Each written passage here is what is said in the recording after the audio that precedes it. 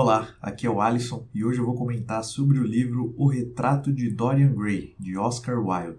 E a versão que eu li desse livro foi a da Amazon Classics, né? Então, eu sempre comento, né? Acho que aqui no canal eu nunca tinha comentado sobre isso, mas eu sempre comento como é importante, né, essa questão do inglês, aprender inglês. Porque, por exemplo, essa versão aqui que eu li, ela é gratuita na Amazon. Então, caso você se empenhe, né, a desenvolver essa habilidade, né, digamos assim, você começa a encontrar algumas oportunidades, né, como, por exemplo, ler bons livros de forma gratuita. Bom, mas enfim, né, assim que eu terminei a leitura desse livro, eu estava com uma visão um tanto ruim dele, sabe? Mas acho que mais por um sentido de que eu estava com uma alta expectativa sobre ele, né, por ser um livro muito conhecido, muito falado e etc. Mas eu tinha ficado até triste, sabe? Pensando assim, nossa, eu não gostei do livro, como que eu vou fazer para trazer ele aqui para o canal, né? Se é que eu vou querer então trazer ele aqui para o canal. E isso só mudou depois que eu comecei a refletir então sobre o livro, analisando, né, por algumas outras perspectivas. E agora eu acho até que ele estará na minha lista ali dos melhores do ano. Uma das coisas ali que pesou, né, para logo depois da leitura eu não ter gostado tanto assim dela, é que por vezes o autor ele acaba se prolongando bastante, sabe, para falar, para descrever alguns assuntos, cenários, sentimentos, né, etc.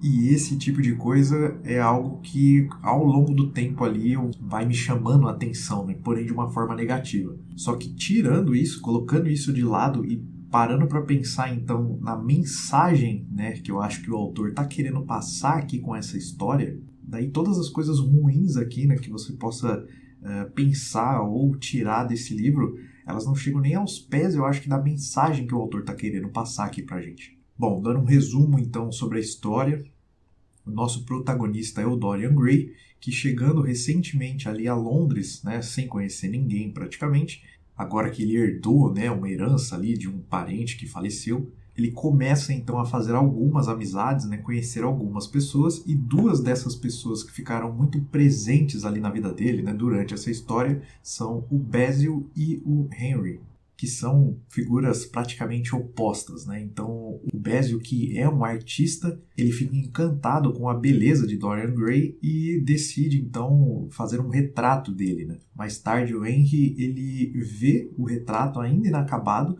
mas ele também fica espantado com a beleza do Dorian e ele resolve que ele quer conhecer ele, né? E é dessa amizade, né, dessa relação aí entre esse trio que a gente vai seguir pela história. O Basil, então, ele finaliza o retrato de Dorian Gray, mas até esse momento a gente vai enxergando o Dorian como uma pessoa muito simples, né, muito ingênua, sem muita noção do mundo, imaturo, né, de certa forma. Enquanto que o Henry, por outro lado, ele já se apresenta, né, como uma pessoa mais madura, conhecedora do mundo e etc. E ele vende, né, o pensamento ali, a ideologia de um hedonismo praticamente para o Dorian, dizendo que ele tem tudo que todos gostariam de ter, né, que é a beleza, que é a juventude, que é um nome, que é riqueza e etc. E ele deveria se aproveitar disso para conseguir todos os prazeres que ele possa querer durante a vida dele, porque o que o Henry diz é que em algum momento ele vai perder tudo isso, né? A beleza dele vai sumir, a juventude dele vai embora, e ele então será uma mera sombra, né, do que ele já foi um dia.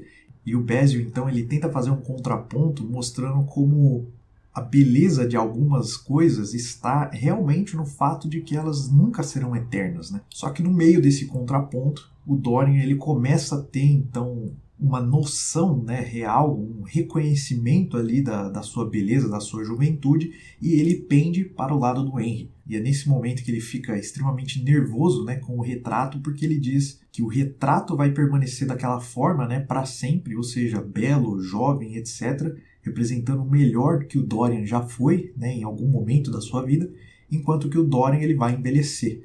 E achando isso injusto, ele diz que o que ele não daria, né, o que ele não trocaria para que isso pudesse ser alterado, né, para que o retrato então envelhecesse, porém que o Dorian permanecesse jovem, né, eternamente. E é nesse momento então que ele diz que ele trocaria até mesmo a alma dele. e sem que ninguém saiba, né, sem que ninguém entenda sequer como isso aconteceu, é o que ocorre. A alma, então, do Dorian, ela é transferida para o retrato, e o Dorian, na vida real, ele passa a ser como uma casca, né, onde o lado de fora nunca é alterado.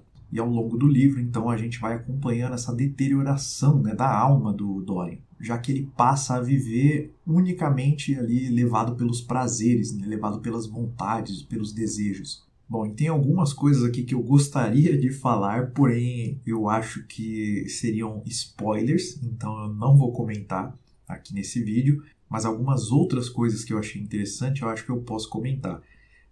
Uma delas, por exemplo, é a história, né, do retrato de Dorian Gray, ela é conhecida.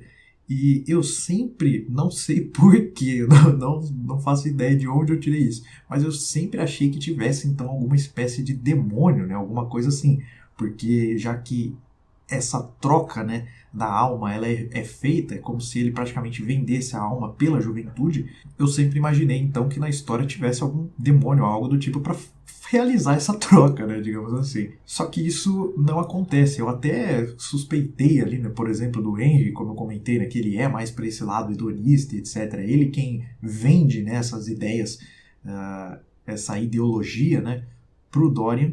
E ao longo de toda a história eu fiquei aguardando ali um momento onde ele fosse se declarar como um demônio, né? Alguma coisa assim.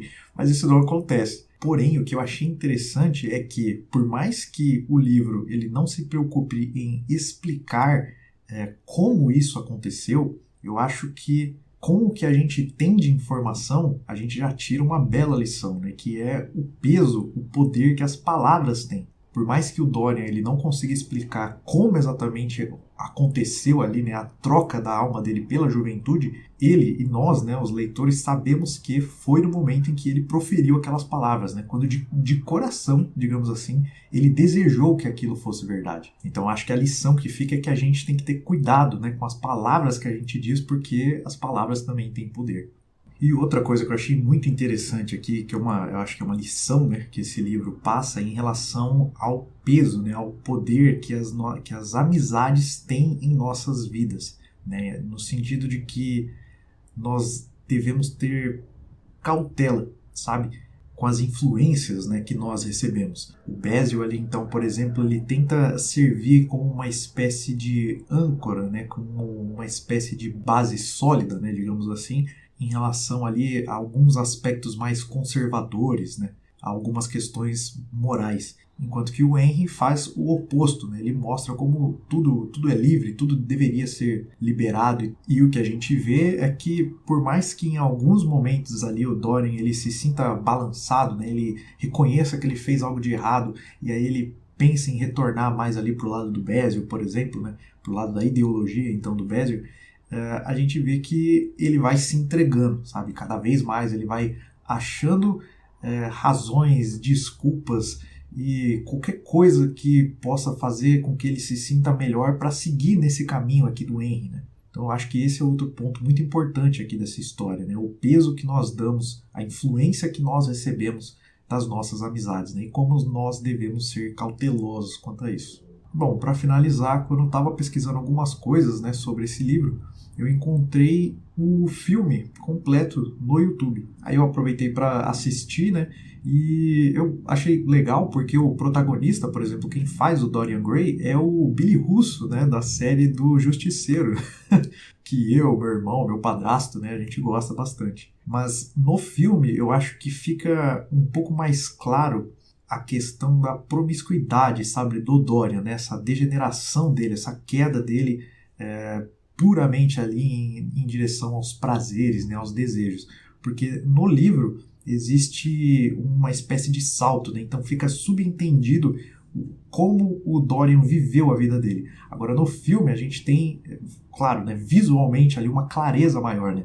É o artifício que eles têm que utilizar, né, para passar essa mesma ideia. Bom, como eu falei, eu achei que eu não tinha gostado tanto assim dessa história até reconhecer que ela foi uma das melhores leituras que eu fiz nesse ano até aqui. E eu acho que com essa história aqui o autor ele dá uma senhora lição de moralidade. Bom, fica aqui então a minha resenha para esse livro. Se você gostou do vídeo, eu vou pedir para você deixar um like, se inscrever e compartilhar com alguém que possa gostar desse tipo de conteúdo. Qualquer comentário é só deixar aqui embaixo e a gente se vê então no próximo vídeo aqui no canal. Até lá!